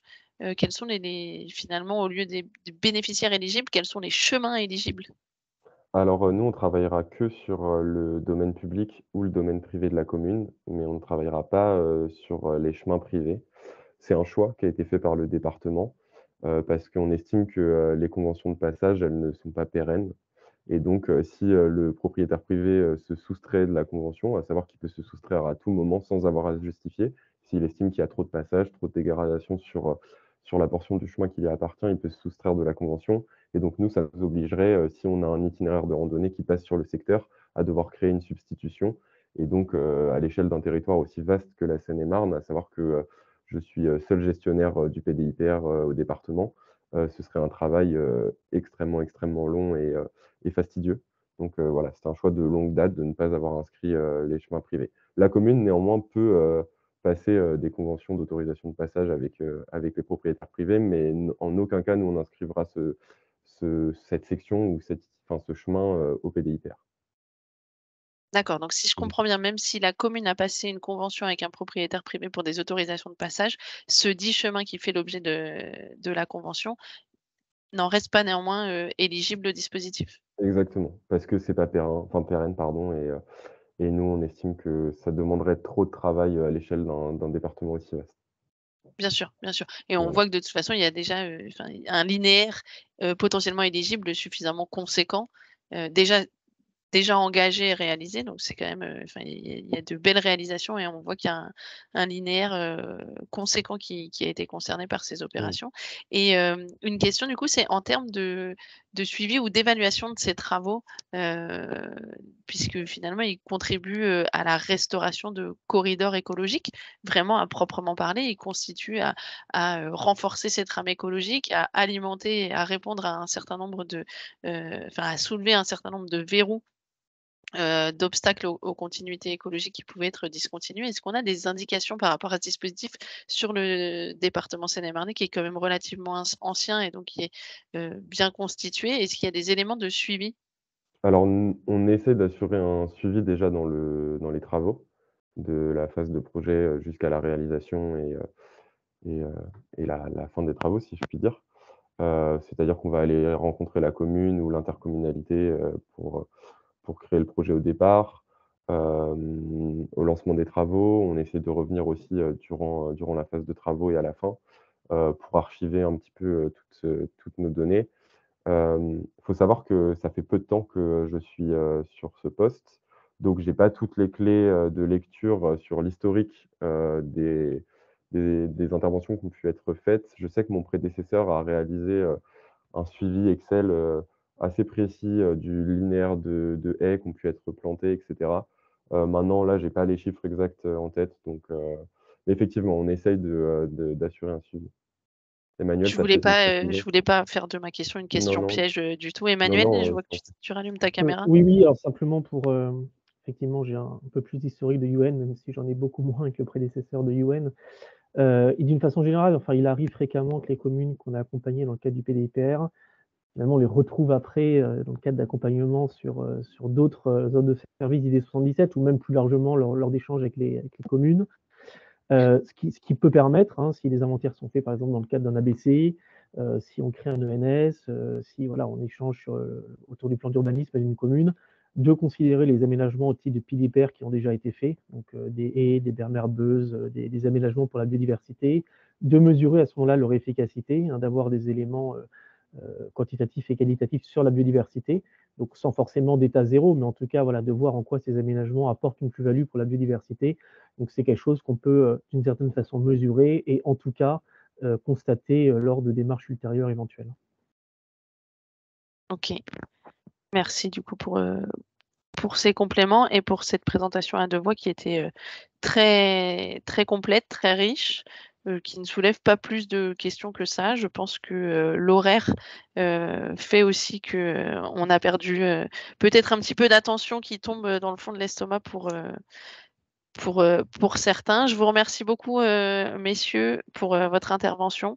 Je remercie également toutes nos intervenantes précédentes. Je voudrais juste prendre quelques minutes pour me faire la voix, notamment sur le replay, des éléments complémentaires qui ont été apportés par le département de l'Essonne notamment, et d'autres dans le chat, mais qui ne seront pas visibles sur le replay. Donc je prends juste quelques instants pour vous lire les éléments transmis a posteriori par Anaïs Lutius, donc du CD 95, pardon, sur les bénéficiaires éligibles au dispositif. Donc les structures éligibles aux subventions pour la nature en ville en investissement sont bien les communes, les communautés de communes ou d'agglomération, ainsi que les syndicats mixtes, comme les syndicats de rivière.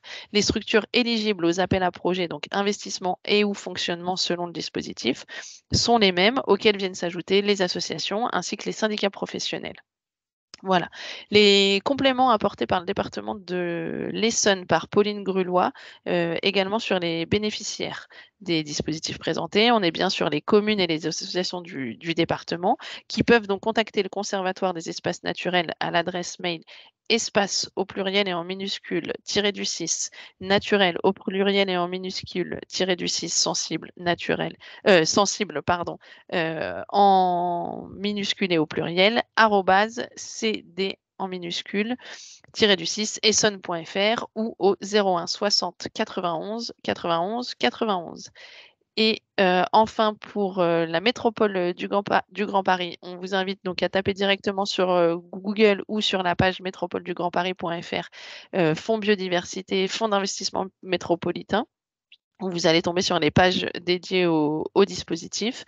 Pour l'adresse mail de contact sur le fonds biodiversité, c'est donc au pluriel, enfin en minuscule, pardon, fonds biodiversité @métropoleduggrandparis tout attaché.fr.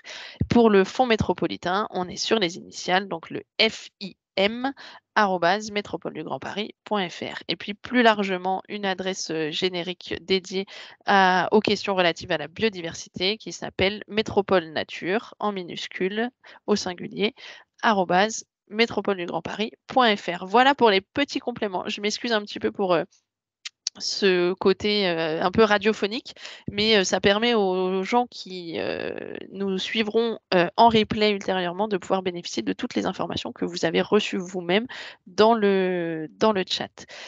Sur ce, je vous remercie infiniment pour avoir suivi ce cycle, précisément cet épisode d'aujourd'hui.